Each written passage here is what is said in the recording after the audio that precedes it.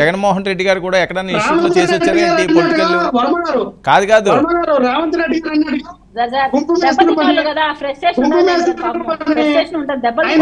ఒక్క నిమిషం లక్ష్మణ్. కృష్ణాంజలి గారు ఏదో చెప్తున్నారు. కృష్ణాంజలి గారు ఏదైనా యూనివర్సిటీలో చదివి రావాలా, రాజకీయం చేయాలి, పదవి తీసుకోవాలి అంటేని? మన భారత రాజ్యాంగం ప్రకారంగా మన ప్రజాస్వామ్యంలో ప్రధానమంత్రి కావాలన్నా, ముఖ్యమంత్రి కావాలన్నా, పరిపాలించాలన్నా గానీ చదువుకోనక్కర్లేదు. నిశానైనా సరే వాళ్ళు ఎమ్మెల్యే కావచ్చు, ఎంపీ కావచ్చు, ప్రధానమంత్రి.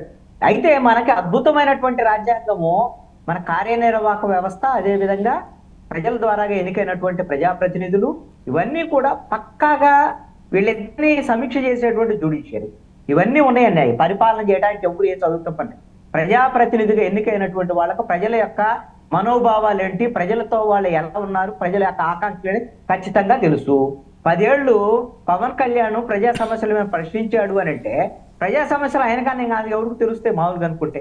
ఇక్కడ ఒక అంశం అండి, నేను వైఎస్ఆర్ కాంగ్రెస్ పార్టీ వైపు నుంచి ఎవరైతే వైఎస్ఆర్ కాంగ్రెస్ పార్టీలో మంత్రులుగా పనిచేసినటువంటి వాళ్ళు, లేకపోతే ప్రభుత్వంలో ఉండేటువంటి వాళ్ళు, లేకపోతే అవకాశంలో వినియోగించుకున్నటువంటి వాళ్ళు, ఈ రోజు ఎవరైనా సరే వాళ్ళ వైసీపీ మీద వచ్చేటువంటి విమర్శలు, లేకపోతే వాళ్ళకు ఉండే డిఫెన్స్ చేసుకునేటువంటి విషయంలో ఎవరన్నా వచ్చి గట్టిగా మాట్లాడగలిగేటువంటి పరిస్థితి ఉందా ఈ రోజున?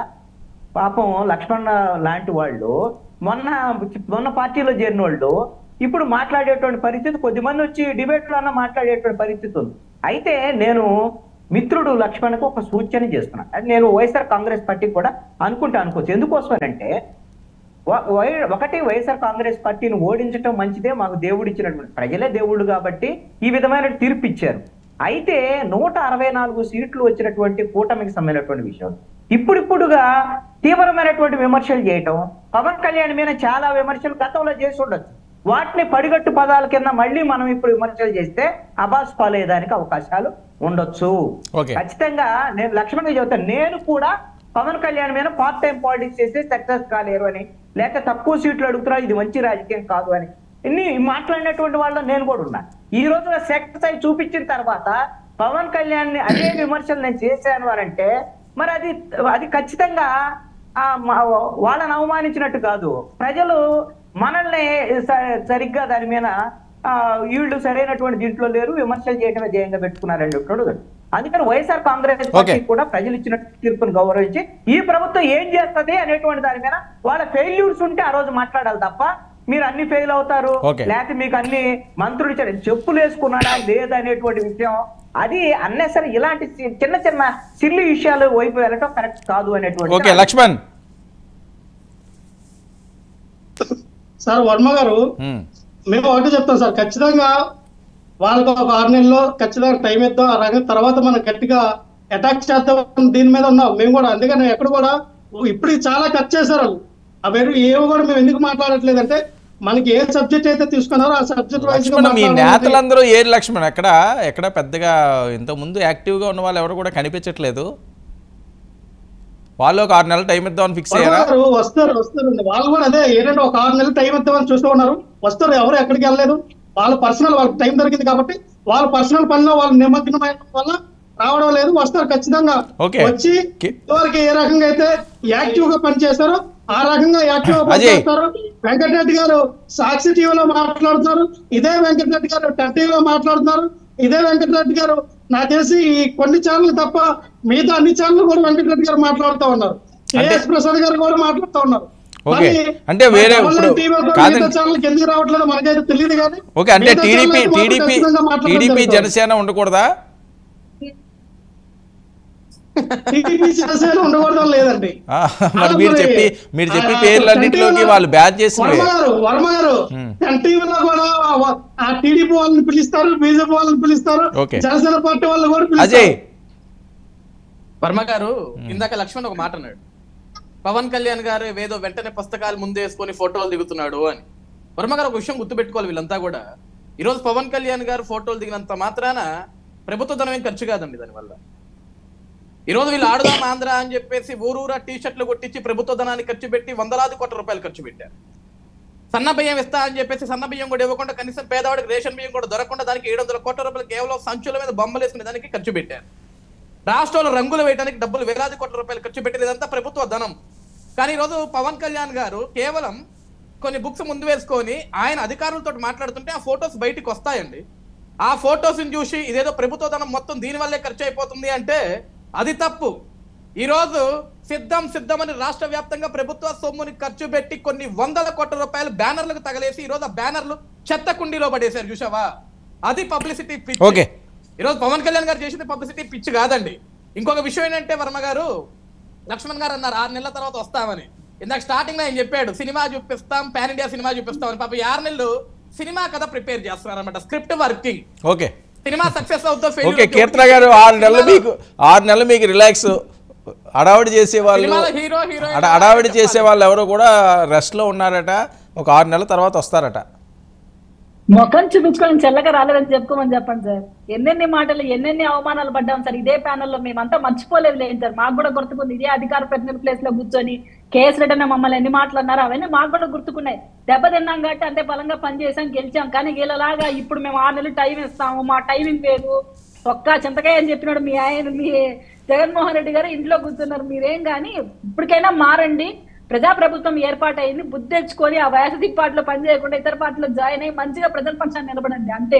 మీరు వచ్చి మమ్మల్ని టెస్ట్ చేస్తారు 6 నెలల తర్వాత. అప్పటికి ఇంకా రూపురేఖలు మారిపోతాయి రాష్ట్ర ప్రభుత్వం, రాష్ట్ర పనితీరు. లక్ష్మణ్ సార్, వర్మ గారు నాసిరకమైనటువంటి బియ్యం సప్లై చేయడంతో స్కూల్ పిల్లలు చాలా ఇబ్బంది పడుతూ ఉన్నారు. నేను నిన్న ఈ రోజు విజిట్ చేశా హై స్కూల్లో. వాళ్ళు ఎవరు కూడా భోజనం చేయట్లా, పురుగులు ఉన్నాయి సార్. అయితే కాదండి, ఇప్పుడు వీళ్ళు బియ్యం పంపిణీ చేస్తుండ్రు, అవి గతంలో అయి ఉంటాయి. ఈ 10-15 రోజులు ఎక్కడ బియ్యం పంపిణీ అవుతుంది? మీకు తెలీదా? మన నాదన్న మనోహర్ గారు అక్కడ ఉన్నటువంటి స్థానిక గోడౌన్కి వెళ్ళి చెక్ చేసి 900 గ్రాములు ఉన్నాయి, 800 గ్రాములు ఉన్నాయండి. ఫోటోలకు పోజులు ఇచ్చి వీడియో తీసుకొని పబ్లిసిటీ కాదండి. ఎక్కడ చెక్ చేశారు? నాణ్యత ఏది ఆయన చెక్ అంటే ఇదంతా అబద్ధం అంటే వీళ్ళు బియ్యం కొనుగోలు చేశారంటారా ఇప్పుడు? కాదండి, నాసిరకం బియ్యం కొనుగోలు చేసిందా అప్పుడే ఈ ప్రభుత్వం? కాదు, ఒక పాయింట్, నాసిరకం బియ్యం ఆల్రెడీ ఈ ప్రభుత్వం కొనుగోలు చేసిందా? ఖచ్చితంగా వర్మ గారు ఎక్కడ చేసిందండి? ఇంకా అసలు మొదలవలేదు పాలన. ఎక్కడ చేసింది? స్థానిక గోడంలో ఉన్నటువంటి ఆహార ధాన్యాలు అవనివ్వండి, ఏవైతే మేము ఇచ్చాం చెక్కులు అన్ని కూడా ఇప్పుడు జగన్మోహన్ రెడ్డి గారు ఫోటో లేదా మన ఆంధ్రప్రదేశ్ యొక్క సింబల్ ఉంది దాని మీద. అంటే మనకు అర్థం ఏంటి? వీళ్ళ టైంలో వచ్చినవే కదా, వీళ్ళు ఎందుకు చెక్ చేయాలా? కృష్ణాంజనేయులు గారు, నాసిరకం బియ్యం అట, పురుగులు ఉన్నాయట, పిల్లలు ఇబ్బంది పడుతున్నారట, ఈ ప్రభుత్వం తప్పేనా? ఒక్క నిమిషం లక్ష్మణ్. ఇక్కడ ఒకటండి, నిజంగా నాసిరకం బియ్యం అని ఉంటే ఏ ప్రభుత్వం తప్పేనా? గతందా ఇప్పుడు ఈ ప్రభుత్వం? ఇప్పుడు ప్రభుత్వం ఏదైతే ఉందో దానిలో బాధ్యత వహిస్తారు. నిజంగా వైఎస్ఆర్ కాంగ్రెస్ పార్టీకి నా బాధ్యత ఉంటే లక్ష్మణ్ గారు లేకపోతే వైఎస్ఆర్ కాంగ్రెస్ పార్టీ వాళ్ళు హాస్టల్స్ దగ్గరికి వెళ్ళి వాళ్ళ పిల్లలతో కలిసి ఈ ప్రభుత్వానికి ఇదిగో ఇలాంటి బియ్యం పెడతానని చెప్పమనండి, తప్పేం లేదు దాంట్లో. ఎప్పుడు ప్రభుత్వం ఉంటే వాళ్ళు సరి చేసుకుంటారు, అధికారుల మీద ఉంటే చర్యలు తీసుకుంటారు. అయితే ఇక్కడ ఏంటంటే నేను ఈ ప్రభుత్వం మీద విమర్శలు చేయొద్దని కూడా నేను అంటలేదు. దానికేం 6 నెలలు టైం అక్కర్లేదు, ఇంకోటి టైం అక్కర్లేదండి. సమస్య ఏంటంటే నిజంగా తప్పులు చేస్తే ఆ తప్పుల్ని ఎత్తి చూపడానికి ప్రతిపక్షం ఉంది. దానికి 11 సీట్లు వచ్చినా 1 సీట్ వచ్చినా పాయింట్ కాదండి. ఇక్కడ అసలు ఏ సీట్లు లేకుండా పవన్ కళ్యాణ్ ప్రశ్నించాడు కదా. మీరు గమనించండి, పవన్ కళ్యాణ్ ఎంత కొంత రాజకీయాల్లో ఒకటి గమనించండి. ఆయన ఏం చెప్పారు? మొన్న ప్రభుత్వం ఉన్నప్పుడు మేము ప్రభుత్వం తప్పులు చేయనంత కాలం మేమేం ప్రశ్నించాం, తప్పులు చేస్తే మాత్రం వస్తామన్నాడు. తప్పులు చేయనప్పుడు మొదట పొగిడారు. పవన్ కళ్యాణ్ కూడా వైఎస్ఆర్ కాంగ్రెస్ పార్టీ ప్రభుత్వాన్ని పొగిడారు. 108 వాహనాలు ఇవన్నిటి మీద పొగిడారు. ఎప్పుడు బయటకు వచ్చారు ఆయన? బయటకు వచ్చింది ఎప్పుడంటే ఎప్పుడైతే భవన నిర్మాణ కార్మికులు ఇసుక వల్ల ఇబ్బందులకు గురవుతున్నారు ఆ రోజు వచ్చినటువంటి 6 నెలల్లో ఆయన 2 ఏళ్ల వరకు నేనేమన్నాను 6 నెలల్లోనే వచ్చారు.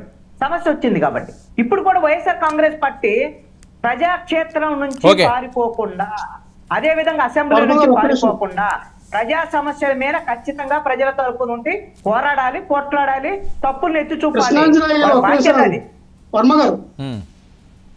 ఒక నిమిషం ఇగోండి, హెచ్ఆర్లో బీజేపీ క్యాండిడేట్ గెలిచారు. ఆయన కేజీ ఏంటిది కింగ్ ఫిషర్ బీర్లు కంపెనీ దగ్గరికి వెళ్ళి నెలకి 1,50,00,000 మాకు కప్పం కట్టాలి, లేదంటే మీరు తయారు చేసినటువంటి మందంతా కూడా రోడ్డు పాలు అవుతుంది అన్నటువంటి బెదిరించినటువంటి అచ్చెన్నాయుడు వరకు అక్కడ స్థానిక ఎమ్మెల్యేగా గెలిచినటువంటి ఈశ్వరరావు, బీజేపీ అభ్యర్థి ఈశ్వరరావు, వాళ్ళని ఇబ్బంది పెడుతున్నారని అక్కడ ఉన్నటువంటి సిబ్బంది కూడా బహిరంగంగా వచ్చి వాళ్ళతో మాట్లాడడం జరిగింది. కాదు ఏంటి అది పేపర్ కటింగా లేకపోతే సోషల్ మీడియాలో వచ్చిన ఏంటి ప్రింటింగ్ మ్యాటరా? అనకూలంలో ఉంది వర్మ గారు. కాదు ఒక విషయం, ఓకే అది నాకు తెలుసు, కానీ నేను అనేది అదేంటి పేపర్ ప్రింటింగ్ ఎవరైనా రాశారా? సార్ పేపర్ క్లిప్పింగ్ సార్, ఎవరు పేపర్ క్లిప్పింగ్ ని ఏం నమ్ముతాం అబ్బా? పేపర్ క్లిప్పింగ్ ని తీసుకొచ్చి 1,50,00,000 ఇచ్చారండి, 10 కోట్లు ఇచ్చారండి అంటే అది నమ్మేది ఉంటుంది. అలాంటి 100 ఉంటాయి మీ మీద. ఆ ప్రూఫ్లు కూడా నేను మీకు వాట్సాప్ చేస్తాను. మీకు నాకు ప్రూఫ్లు కాదు, ఆ వీడియో కావాలి. ఎవరన్నా వెళ్ళి బెదిరించిన వీడియో ఉంటే దాని మీద మనం ఖచ్చితంగా ప్రజల్లో పెడదాం. అంతేగాని ఎవరో పేపర్ మీద ఏదో రాతలు రాశారు అన్న దాని మీద అది ప్రామాణికంగా తీసుకోలేము. వీళ్ళు బెదిరించినవి, లారీలు ఆపినవి, ఓనర్లు బెదిరించిన వీడియోలు కూడా మీకు వాట్సాప్ చేస్తున్నాం. ఎవరు ఎమ్మెల్యేని అచ్చెన్నాయుడు గారు వెళ్ళి బెదిరించారా లారీల్ని? అచ్చెన్నాయుడు వర్గీయులు